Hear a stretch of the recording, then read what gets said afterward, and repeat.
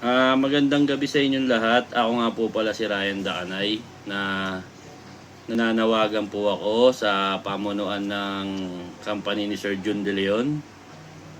Isa po kasi ako sa nabigyan ng car loan ni Sir Jun De Leon. At nagpapasalamat po ako kay Sir Jun De Leon at napagbigyan niya po ako ng car loan. Kaso po sa kasamaang palad po, nagkakulang po ako ng 10 days sa hulog po.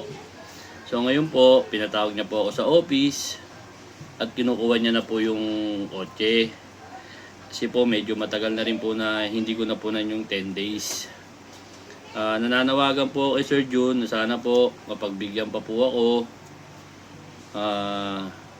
Pupunuan ko po yung kulang ko na 10 days. Huwag niyo po sanang kunin yung kotse. Kasi ayoko na pong bumalik sa dating trabaho ang asawa ko.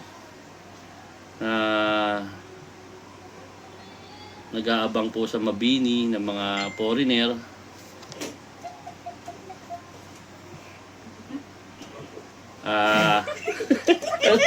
Natatawa. Hindi tayo mapapagbigyan ni Sir Jun yan eh. Huwag kayong matawa. Nawagan nga tayo kay Sir Jun eh. Sir Jun, ayoko na po sanang bumalik yung asawa ko. Marami po siyang pinasok na trabaho. Dati po siya nagsusundot ng kubeta. Bakit? Tapos, Sir Jun, ito nga po pala yung bunso kong anak na si Riz.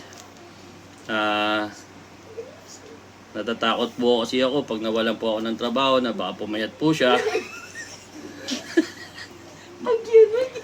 Inanak, para maawa si Sir Jun. Ito po yung pangalawa kong anak, si Jokas po.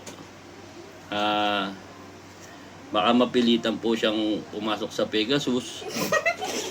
Ayoko po sana, Sir Jun, kasi bata pa po yung mga anak ko.